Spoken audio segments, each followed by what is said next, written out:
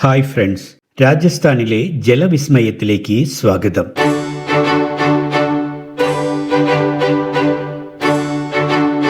രാജസ്ഥാന്റെ തലസ്ഥാനമായ Jaipur pink city കേവലം കോട്ടകളുടെയും വർണ്ണശബളമായ തെരുവുകളുടെയും നാടല്ല.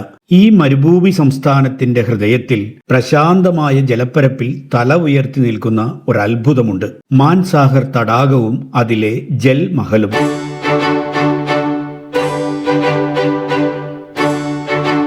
ആരവല്ലി കുന്നുകളുടെ മനോഹരമായ പശ്ചാത്തലത്തിൽ ജയ്പൂർ നഗരത്തിന്റെ വടക്ക് കിഴക്ക് ഭാഗത്തായി സ്ഥിതി ചെയ്യുന്ന ഈ ജലക്കൊട്ടാരം രാജസ്ഥാന്റെ വാസ്തുവിദ്യാ വൈഭവത്തിനും ജലസംരക്ഷണ കാഴ്ചപ്പാടിനും ഉത്തമമായ ഉദാഹരണമാണ്.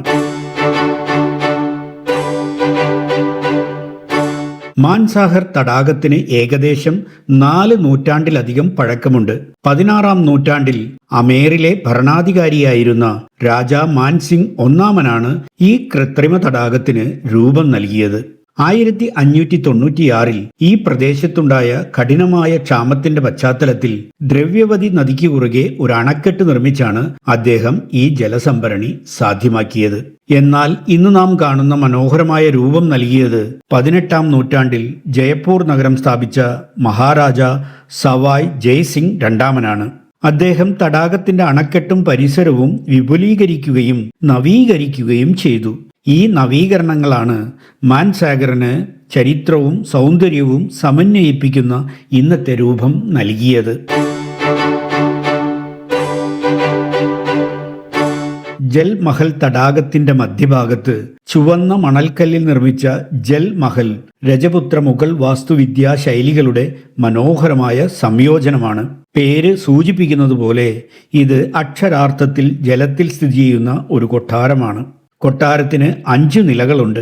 എന്നാൽ തടാകത്തിന്റെ ജലനിരപ്പ് ഉയരുമ്പോൾ താഴത്തെ 4 നിലകളും പൂർണ്ണമായും വെള്ളത്തിനടിയിലാകും. മുകളിലത്തെ നില മാത്രമേ പുറത്തേക്ക് കാണാനാകൂ. തന്മൂലം ഈ കൊട്ടാരം മാൻസാഗർ തടാകത്തിൽ പൊങ്ങിക്കിടക്കുന്നത് പോലെ കാഴ്ചക്കാർക്ക് അനുഭവപ്പെടുന്നു. ചരിത്രപരമായി ഇത് രാജകുടുംബത്തിന്റെ വേട്ടയാടൽ യാത്രകളിലെ ഇടത്താവളമായിട്ടോ വേനൽക്കാല വസതിയായിട്ടോ ആണ് ഉപയോഗിച്ചിരുന്നത്. വർഷങ്ങൾ കഴിഞ്ഞതോടെ തടാകത്തിലെ മാലിന്യം വർദ്ധിക്കുകയും കൊട്ടാരത്തിന് കേടുപാടുകൾ സംഭവിക്കുകയും ചെയ്തു.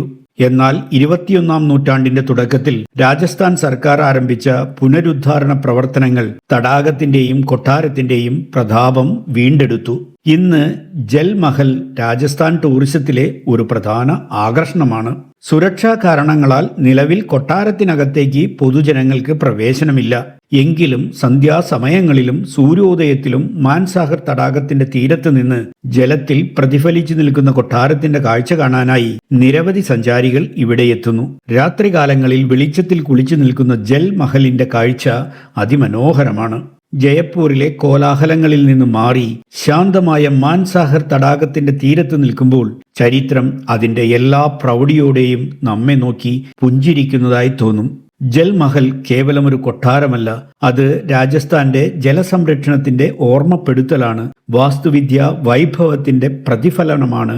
18-ാം നൂറ്റാണ്ടിലെ ആ രാജകീയ പ്രൗഢി തടാകത്തിലെ അലകളിൽ തട്ടി പ്രതിഫലിക്കുമ്പോൾ ഒരു കാര്യം ഉറപ്പിക്കാം: പിങ്ക് സിറ്റിയിലെ മനോഹരമായ ഓർമ്മകൾക്കിടയിൽ ജലത്തിൽ പൊങ്ങിക്കിടക്കുന്ന ഈ വിസ്മയം നിങ്ങളുടെ മനസ്സിൽ എന്നും ഒരു ജലഛായാചിത്രം പോലെ മായാതെ നിൽക്കും. മറ്റൊരു പുത്തൻ വീഡിയോയുമായി നമുക്ക് വീണ്ടും കാണാം. അതുവരേക്കും സ്വിസ് സഞ്ചാരിയുടെ നല്ല നമസ്കാരം. Good bye.